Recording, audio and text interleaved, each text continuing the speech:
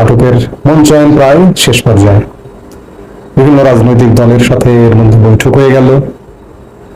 এগুলো আসলে নাটক, দেশের নানান সমস্যা আড়াল করবার জন্য দৃষ্টি অন্যদিকে ফেরানোর একটি নাটক। এবং সব কথার শেষ কথা সব দোষ আওয়ামী লীগের। যে গতকালকের বৈঠকে প্রধান উপদেষ্টা বলেছেন, আওয়ামী লীগের কার্যক্রম নিষিদ্ধের পর দেশে যুদ্ধ পরিস্থিতি তৈরি হয়েছে। যুদ্ধ পরিস্থিতি আসলে কে তৈরি করেছে? গত 10 মাসে দেশকে অচল কে করেছে? দেশে অনাস্থা কে এনেছে? সরকার নিজেকে কি জিজ্ঞেস করবে যে নিজের আত্মোপলব্ধি কি হবে? হবে না, প্রশ্নই আসে না। অন্যের ঘাড়ে দোষ চাপিয়ে পার পাওয়াটাই হচ্ছে শুরু থেকে প্রধানতা।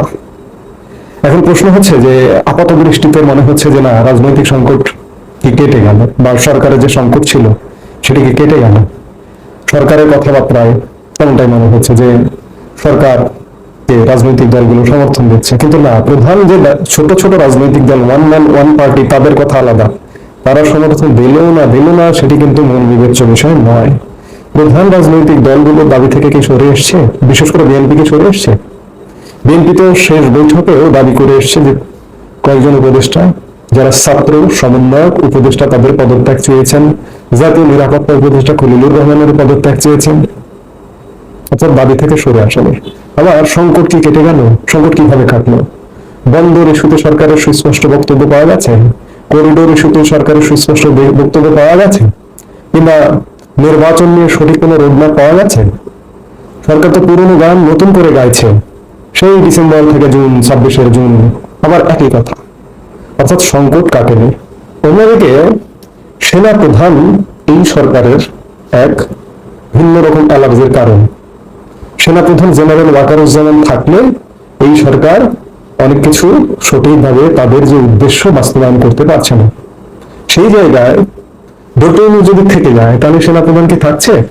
সেনাপ্রধানকে সরিয়ে দেওয়ার বেশি বিদেশি ষড়যন্ত্র, বেশি বিদেশি বলতে বাংলাদেশি বিদেশে বসবাসকারী ষড়যন্ত্রদের ষড়যন্ত্র কিন্তু জারি আছে। এই সরকারটা শুধু সরকার চালানো তো, বিদেশ থেকে চালানো হয়। এই যে দেখুন, পররাষ্ট্র সচিব একজন মোহাম্মদ জসিমউদ্দিন, আমি বলবো না যে জসিমউদ্দিন বিরাট কিছু করেছেন, বিরাট কোনো কিছু আমি জানি না তিনি বিরাট কোনো কর্ম করেছেন কিনা, কিন্তু তাকে সেই পদ থেকে সরে যেতে হলো। আমরা প্রথম একটি ভিডিওতে দেখেছিলাম বিদেশ থেকে বসে পিনাকি ভট্টাচার্য জসিমউদ্দিনকে নিয়ে নানা রকম বিষোদ্গার গাইছিলেন, হয়তো পছন্দের কাউকে এই জায়গায় বসাবার জন্য। আজকে বাস্তবায়ন হচ্ছে যে জসিমউদ্দিনকে সরে যেতে হচ্ছে। পিনাকিরা কিন্তু সেনাপ্রধানকে সরিয়ে দেওয়ার যে মুভমেন্ট বা আন্দোলন বলি, যে কর্মকাণ্ড বলি, সেটির মধ্যে এখনো পর্যন্ত অবস্থান করছেন।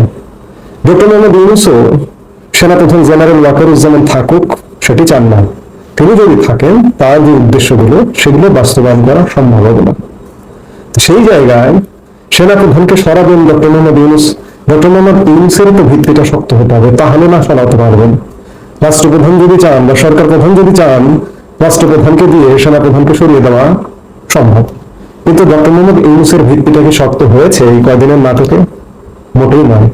আমি গত 2 দিন ধরে গতকালকে ভিডিওতেও বলেছি যে ডক্টর মোহাম্মদ ইউনূসের ভিত্তি সুদৃঢ় হয়নি, বরঞ্চ সংকট আরো বেড়ে গেছে। যে কোনো সময় যে কোনো ঘটনা ঘটে যেতে পারে। আর জেনারেল ওয়াকারুজ্জামানকে যদি চূড়ান্ত বিচারে সরাতেই চান, বিশেষ করে যেটি জানা যায় যে নিরাপত্তা উপদেষ্টা খলিলুর রহমানের প্রেসক্রিপশনটা আরো জোরালো। পিনাকি খলিল সাহেবের প্রশংসায় পঞ্চমুখ পিনাকি। পিনাকের নামটা বারবার আসছে, নোংরা নিকৃষ্ট মানুষের নামটা বারবার আসছে, এর জন্য দুঃখিত, কিন্তু সরকারের উপর ব্যাপক প্রভাব বিস্তার করে যার দরুন নামটা আসছে।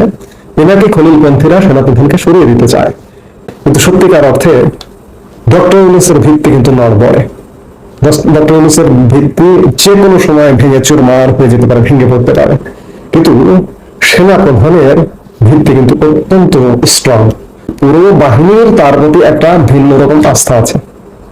5 আগস্ট পরবর্তী সময়ে সেনা প্রধানের প্রতি ভিন্ন আস্থা, মাঝখানে কিছু অনৈক্যের কথা শুনলেও শোনা গেলেও এই মুহূর্তে সেনা প্রধানের প্রতি কিন্তু পুরো বাহিনী একটা অন্যরকম ঐক্য আছে।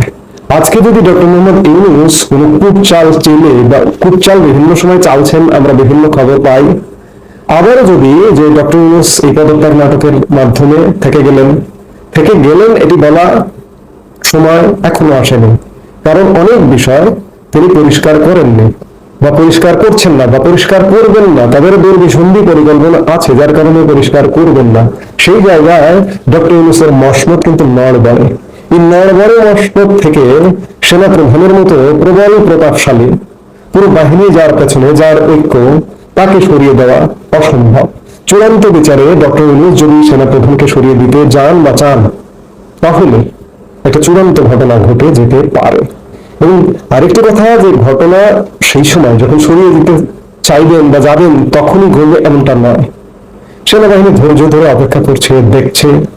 এই দেখতে দেখতে ধৈর্যের বাদ, আমি এই কথাগুলো হয়তো রিপিট হয়ে যাচ্ছে, আমি বারবারই বলছি, আবার এই কারণেই বলছি যে ডক্টর ইউনূসকে দেখে মনে হচ্ছে তিনি থেকে গেলেন, কিন্তু সেনাপ্রধান থাকছেন কিনা।